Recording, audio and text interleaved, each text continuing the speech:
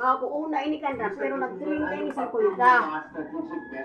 Bali ang kanila dito. Ano oras si Lia, si Lin, si Kuan. Si Inday, ang bago man ni nga ni, mayong kang Kuan, mayong kang bago, bago ko yawan, sir, pero di nasunod pala sa pagsunod ba ni Kapitan. Tanggol lang. Dito sa sentro. Tanggol, awayan na tanggol. Ayun, ay pag siya di. Last year pa, Captain Ero man ibig sa agent.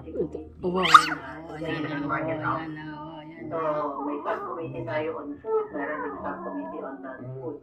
So, ang ginagawa nito is talagang tinitingnan yung mga trends dito sa atin sa bansa at sa labas ng bansa rin para ma-anticipate. Kasi mga kailangan talaga dito anticipated na yung mga Ay, agad ay pagkataas, kagalapuan ay pagkagalapuan ka na rin, akala. So yun, patuloy pa rin yung nag-work naman itong ganitong klaseng na anticipated namin mga development. Yun, may mga kasunod. Parang may Ano ba?